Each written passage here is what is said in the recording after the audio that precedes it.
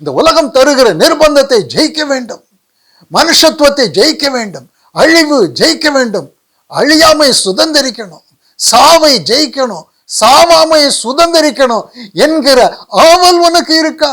இருந்ததுன்னா அந்த உலகத்தை குப்பையாக நீ தூக்கி போடுவாய். போட்டுட்டு எனக்கு தேவ பலன் வேண்டும், கிறிஸ்துவின் சம்பூரணத்திற்கு நான் எவ்வளவு குறைவாக இருக்கிறேன், இந்த குறைவே என்னுடைய நிந்தை என்று இந்த நிந்தையை நீ சுமந்து கொண்டு பாளையத்துக்கு புறம்பே அவருடைய பட்சத்துக்கு அவரோடு கூட ஒன்றாக ஒரே ஆவியாக இணைவதற்கு நீ ஓடுவாய். அதான் அவருடைய சீஷர்களை பார்த்து ஆண்டவர் சொல்லும்போது யோவான் 17வது அதிகாரத்தில்,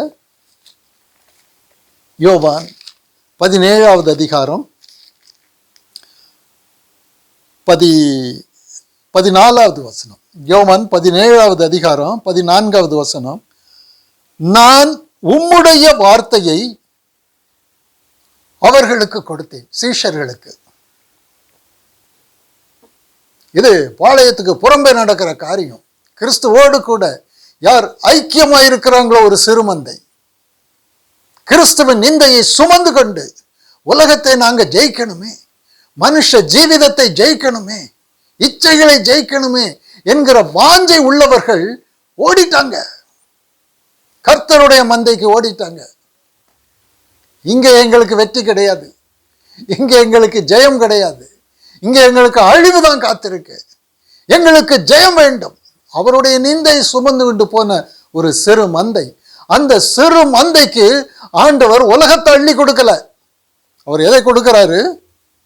14வது வசனத்துல, நான் உம்முடைய வார்த்தையை அவர்களுக்கு கொடுத்தேன்.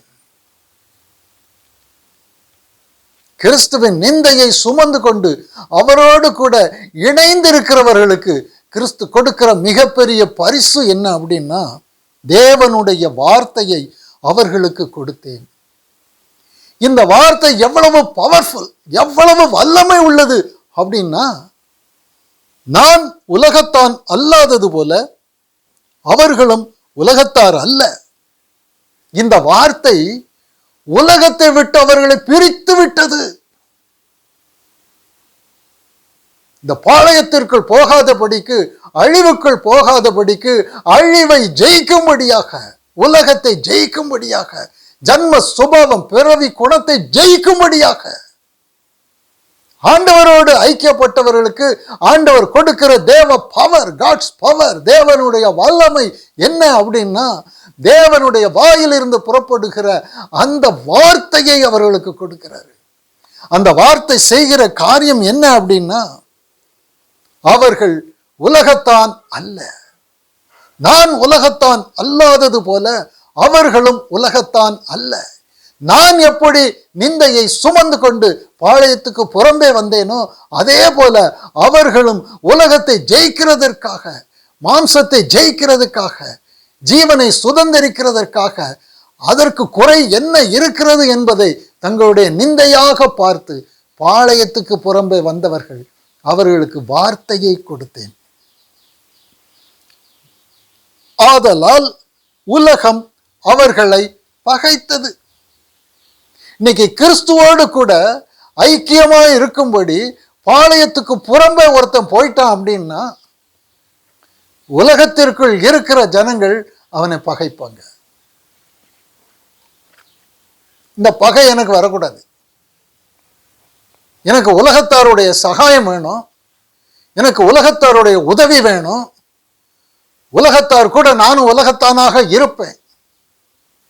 அப்போ எப்படி பாளையத்துக்கு புறம்பே போக முடியும்? பாளையத்துக்கு புறம்பே இருக்கிறவன் உனக்கு சத்துரு அப்படின்னா கிறிஸ்து உனக்கு சத்துரு. கிறிஸ்து உனக்கு சத்துருவா இருந்தாதான் நீ கிறிஸ்துவிடம் போக மாட்டாய். நீ பாளையத்துக்குள்ள இருந்துகிட்டே ஜெபம் பண்ணுவாய். நீ பாளையத்துக்குள்ள உலகத்துக்குள் இருந்து கொண்டு உலகத்தை சுதந்திரிக்கிறதுக்காக ஆண்டவரே ஆண்டவரேன்னு சொல்லி நல்ல ஜெபம் பண்ணுவேன். ஆனா நீ கிறிஸ்துவோடு கூட இணையவில்லை என்றால் நீ அவருடைய விரோதி. என்னோட இராதவன் எனக்கு விரோதியாய் இருக்கிறான். மத்தேயு 12:30 வாசிக்கிறோம். என்னோட சேர்க்காதவன் சிதறடிக்கிறவனாய் இருக்கிறான். பாளையத்துக்குள்ளே உலகத்தாராக உலகத்தை தேடுகிற ஒவ்வொருவரும் எவ்வளவு கிறிஸ்துவை விசுவாசித்தாலும் கிறிஸ்துவின் விரோதி. உனக்கு எங்க பரலோக ராஜ்யம் கிடைக்கும்? உனக்கு பாதாளம் தான் கிடைக்கும். இது பாதாளத்துக்கு போகிற லைசன்ஸ்.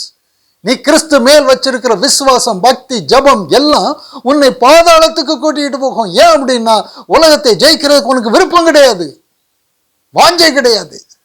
அந்த வாஞ்சை உள்ள ஒருவன் அவரோட கூட இணைந்தால் அவனும் உனக்கு விரோதி ஆயிடுவான். ஏன் அப்படின்னா கிறிஸ்து உனக்கு விரோதி.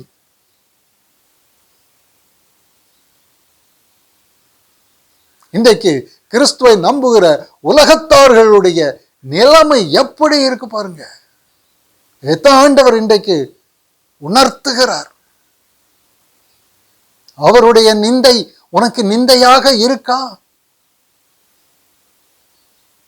அவர் பாளையத்துக்கு புறம்பே ஓடினாரே, நீயும் அதே நிந்தையை சுமந்து கொண்டு பாளையத்துக்கு புறம்பே ஓட வேண்டும் என்கிற வாஞ்சை உனக்கு இருக்கா? தாகம் உனக்கு இருக்கா என்றால் ஓடி இருப்பாய். அவர் உனக்கு வார்த்தையை கொடுத்திருப்பார். 15வது வசனம், நீர் அவர்களை உலகத்தில் இருந்து எடுத்துக்கொள்ளும்படி நான் வேண்டிக் கொள்ளாமல் நீர் அவர்களை தீமை நின்று காக்கும்படி வேண்டிக் கொள்ளுகிறேன். உலகத்திலிருந்து அவர்களை தூக்கிட்டு போங்க என்று ஆண்டவர் வேண்டிக் கொள்ளவில்லை. அவங்க உலகத்தை ஜெயிக்கணும். இந்த உலகம் அவங்களை மேற்கொள்ளக்கூடாது. அவங்க ஜன்ம சுபாவத்தை ஜெயிக்கணும், பாவ சுபாவத்தை ஜெயிக்கணும். அவர்கள் மேற்கொள்ளணும், தேவ பலன் அடையணும், அவர்கள் பலத்தின் மேல் பலன் அடையணும். கர்த்தருடைய மகிமைக்கு ஒப்பான மகிமையை அவர்கள் சுதந்திரிக்க வேண்டும். இது சித்தம். இதுக்கு தான் வார்த்தையை கொடுக்கிறார். இந்த வார்த்தையை பற்றி கொண்டு இருக்கணும்.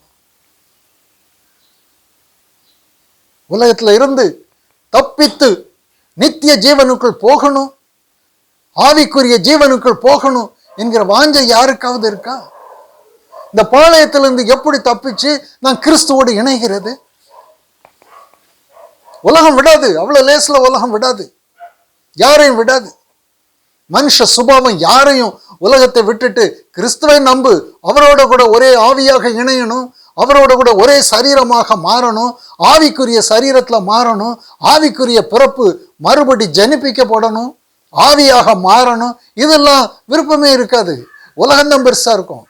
என் பிசாசு இயேசுவின் இடத்துல போய் உலகத்தை தான் காட்டினான். ஒரு பெரிய மலையின் மேல கூட்டிட்டு போய் பூமியின் ராஜ்யங்கள் அத்தனையும் அதன் மகிமை எல்லாவற்றையும் காட்டினான். எவ்வளவு மகிமையா இருக்கு பாருங்க. அப்பாலே இப்போ பிசாசு இவன் தேவனுடைய ராஜ்யத்தை நீ என்னைக்காவது பார்த்திருக்கியா? இந்த பூமிக்குரிய ராஜ்யம் தானே. இதை குறித்து ஆண்டவர் என்ன சொல்லி இருக்கிறார் தெரியுமா? வானமும் பூமியும் ஒழிந்து போகும், ஒரு ராஜ்யம் மண்ணாகும். அழிவுக்கு ஏதுவான இந்த ராஜ்யமா எனக்கு வேணும்? அசைவில்லாத ராஜ்யம் எனக்கு கேரண்டி பண்ணி இருக்கிறாரு. அசைவில்லாத ராஜ்யம், பரலோக ராஜ்யம். இந்த பூமி அழிவுக்கு ஏதுவான இந்த பூமி இவ்வளவு மகிமை உள்ளதாக இருக்குமானால் பரலோக ராஜ்யம் எத்தனை அதிக மகிமை உள்ளதாக இருக்கும். இதன் மகிமை வேற, பரலோக ராஜ்யத்தின் மகிமை வேற. அது நித்தியம். அந்த ராஜ்யத்திற்குள்ள பிரவேசிக்கணும்னு வாஞ்சை இருக்கா? இந்த உலகத்தை சுதந்திரிக்கணும்னு வாஞ்சை இருக்கு. சொத்து வாங்கணும் தப்பு இல்லை, வீடு கட்டணும் தப்பு இல்லை, கல்யாணம் பண்ணணும் அதுவும் தப்பு இல்லை, புசிக்கணும், குடிக்கணும், பெண் கொடுக்கணும், பெண் எடுக்கணும், எதுவுமே தப்பு இல்லை. ஆனா பரலோகத்தை சுதந்திரிக்காம பூலோகத்தை சுதந்திரிக்கிறதற்கு உனக்கு வாஞ்சையும் தாகமும் இருக்குமானா, ஒரு ஓட்ட கப்பலுக்குள்ள உனக்கு என்ன பெரிய மேன்மை பாராட்டுறது என்ன இருக்கு? ஒரு கப்பல்ல பிரயாணம் பண்ணிட்டு இருக்கிற, அது ஓட்ட கப்பல். அதுல நான் ஃபர்ஸ்ட் கிளாஸ்ல போறேன் அப்படிங்கிறதுல ஒரு பெருமையா? அந்த ஓட்ட கப்பலுக்கு ஃபர்ஸ்ட் கிளாஸ்ல இருந்தாருன்னு, தேர்ட் கிளாஸ்ல இருந்தாருன்னு, எல்லா கிளாஸும் ஒரு நேரத்துல முங்க போகுது. நோவாவின் காலத்துல 100 வருஷம் அப்படிதான் சொல்லிட்டு இருந்தாரு. நீதியை குறித்த பிரசங்கியார். இன்னைக்கு நீதியை குறித்த தேவனுடைய வார்த்தையே கிடையாது. உங்களுக்கு உலகத்தை சுதந்திரிக்கிறதை குறித்த வார்த்தை தான் உங்களுக்கு கிடைக்கும். உலகத்தை ஜெயிக்கக்கூடிய வார்த்தை, மாம்சம் பாவத்தை ஜெயிக்கக்கூடிய தேவ நீதியின் வார்த்தை இன்னைக்கு கிடைக்காது. அதுக்கு பஞ்சம். அதை சொல்லுகிறவன் பைத்தியக்காரன், அவனை பகைப்பாங்க. ஏன் அப்படின்னா அவன் பாளையத்துக்கு புறம்பாக்கப்பட்டவன், அவன் கிறிஸ்துவோடு ஐக்கியமாக இருப்பான். அவனுடைய வாஞ்சை இந்த ஜனங்கள் உலகத்திலிருந்து தப்பிக்கணுமே, பாவத்திலிருந்து தப்பிக்கணுமே, அழிவில் இருந்து மரணத்திலிருந்து தப்பித்து அவர்கள் ஆவிக்குரிய ஜீவன்களாக மாறணுமே, இந்த ஆவல் இருக்கும். அவர் உலகத்திலிருந்து பிரிக்கிறார், வார்த்தையை கொடுத்து உலகத்திலிருந்து பிரிக்கிறார். இந்த ஓட்ட கப்பலுக்குள் இருக்காதே. ஒரு பிரேக் பிடிக்காத ஒரு வாகனத்துல ஒருத்தன் பிரயாணம் பண்ணுவானா? முட்டாள் கூட பண்ண மாட்டான். ஆண்டவர் இந்த வானத்துக்கும் பூமிக்கும் கேரண்டி கொடுக்கலையே, மனுஷ சரீரத்துக்கு கேரண்டி கொடுக்கலையே.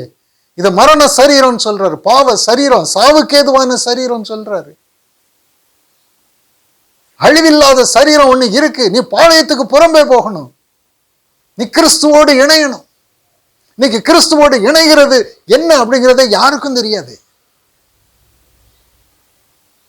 அது மறைக்கப்பட்ட ஒரு ரகசியமாக இப்போ ஆகிவிட்டது. சபைக்கு போவாங்க, ஸ்தாபனத்துக்கு போவாங்க, ஜெபம் பண்ணுவாங்க, ஜெப கூட்டத்தை நடத்துவாங்க, அவ்வளவு போதுங்க எங்களுக்கு. நாங்க நீதிமான். நீ நீதிமானே கிடையாது. நீ கிறிஸ்துவோடு இணையவில்லை அப்படின்னு சொன்னா நீ எப்படி நீதிமான் ஆக முடியும்?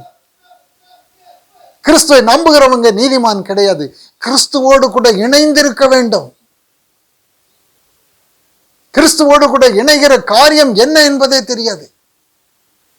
அதற்காக தேவன் ஏற்படுத்தி வைத்திருக்கிற காரியங்கள் என்ன தெரியாது. பவுல் அப்போஸ்தலன் சொல்றல்ல, நான் கிறிஸ்துவுடனே கூட சிலுவையில் அறையப்பட்டேன், நான் அல்ல கிறிஸ்துவே எனக்குள் பிழைத்திருக்கிறார். இந்த ரகசியமே தெரியாது. நான் மனுஷனா இருக்கிற வரையில சாவு உறுதி, அழிவு உறுதி, பாதாளம் உறுதி. என்னை பாதாளத்துக்கு போக விடாதபடிக்கு தேவ கிருபை கல்வாரி சிலுவையில் அவர் எனக்காக மரித்தார் என்றால் அந்த மரணத்தில் நான் மரித்திருக்கிறேன். அதுதான் பவுல் சொல்றாரு. கிறிஸ்துவுடனே கூட சிலுவையில் அறையப்பட்டேன். அப்போ கிறிஸ்துவின் மரணத்திற்குள் மறைந்திருக்கிற தேவ ரகசியம் என்ன? நான் சிலுவையில் அறையப்பட்டு என்னுடைய மனுஷ வாழ்க்கை முடிஞ்சு போச்சது. நீங்கள் கிறிஸ்துவுடனே கூட எழுந்தது உண்டானால், அப்படிதானே சொல்ற ரோமர் 6வது அதிகாரத்துல. இந்த தேவ ரகசியங்கள் நமக்கு தெரியவில்லை என்றால் பிசாசு நம்மை பந்தாடிட்டு போயிடுவான். ரோமர் 6வது அதிகாரம் 3வது வசனத்துல இருந்து, பாவத்துக்கு மரித்த நாம், 2வது வசனம், இனி அதிலே எப்படி பிழைப்போம்? கிறிஸ்து இயேசுவுக்குள்ளாக ஞான ஸ்நானம் பெற்ற நாம் அனைவரும் அவருடைய மரணத்துக்குள்ளாக ஞான ஸ்நானம் பெற்றதை அறியாமல் இருக்கிறீர்களா? ஞான ஸ்நானம் எடுத்த நீங்க ஒரு தெளிந்த புத்தியோட கிறிஸ்துவின் மரணத்தோடு நான் ஐக்கியமாகிறேன் என்று விசுவாசிக்கத்தக்கதாக ஒரு தெளிந்த புத்தியோட ஞான ஸ்நானம் எடுத்தீங்களா? அப்படியான அந்த ஞான ஸ்நானம் செல்லும். கிறிஸ்துவோடு கூட நான் சிலுவையில் அறையப்பட்டேன் என்கிறதை விசுவாசிக்கிறது தான் ஞானஸ்நானம். தண்ணீரில் மூழ்குகிறது ஞானஸ்நானம் அல்ல. ஞானஸ்நானம் என்பது இருதயத்தில் நான் ஆவிக்குரிய கிறிஸ்துவோடு கூட மரித்தவன், அவரோடு கூட அடக்கம் பண்ணப்பட்டவன், அவரோடு கூட உயிரோடு எழுப்பப்பட்டவன், அவருடைய ஆவிக்குரிய சரீரத்தில் ஆவிக்குரிய ஜீவனாக உயிர்ப்பிக்கப்பட்டவன். இதுதான் கிறிஸ்துவின் மரண உயிர்த்தெழுதலில் நடந்தது என்று தெளிவாக விசுவாசிக்கிறவன் தான் ஞானஸ்நானம். ஞானஸ்நானம் இருதயத்துல தான் எடுக்கப்படும். புறம்பான அடையாளம் தான் தண்ணீரில். இப்படி கிறிஸ்துவின் மரணம் உங்களில் சம்பவித்தது உங்களுக்கு தெரியாதா? அதுதான் கேட்கிறாரு. 4வது வசனம், மேலும் பிதாவின் மகிமையினாலே கிறிஸ்து மரித்தோரிலிருந்து எழுப்பப்பட்டது போல நாமும் புதிதான ஜீவன் உள்ளவர்களாய் நடந்து கொள்ளும்படிக்கு அவருடைய மரணத்திற்குள்ளாக்கும் ஞான ஸ்நானத்தினாலே கிறிஸ்துவுடனே கூட அடக்கம் பண்ணப்பட்டோம். ஆதலால் அவருடைய மரணத்தின் சாயலில் நாம் இணைக்கப்பட்டவர்கள் ஆனால், இதான் நிபந்தனை. கிறிஸ்துவின் மரணத்தின் சாயலில் நீ இணைக்கப்பட்டாயா? இதை நம்புறியா? சும்மா பாளையத்துக்கு புறம்பே ஓடுறது அப்படிங்கிறதெல்லாம் இந்த சத்தியத்தின் மேல் உள்ள விசுவாசம். அது என்னுடைய மனுஷ ஜீவிதத்துக்கு நான் சிலுவையில் அறையப்பட்டேன், ஆதலால் அவருடைய மரணத்தின் சாயலில் நாம் இணைக்கப்பட்டவர்கள் ஆனால் அவர் உயிர்த்தெழுதலின் சாயலிலும் இணைக்கப்பட்டிருப்போம். இப்படிதான் பாளையத்துக்கு புறம்பே போறோம். கிறிஸ்துவின் மரணம் என்னுடைய மரணம், கிறிஸ்துவின் உயிர்த்தெழுதல் என்னுடைய உயிர்த்தெழுதல், இப்பொழுது நான் ஆவிக்குரிய ஜீவனாக மாறியிருக்கிறேன் என்கிற தேவ வார்த்தையின் மேல் உள்ள விசுவாசம் அவரோடு கூட ஒரே சரீரமாக ஐக்கியமாயிட்டேன். பாளையத்துக்கு புறம்பே வந்தாச்சு.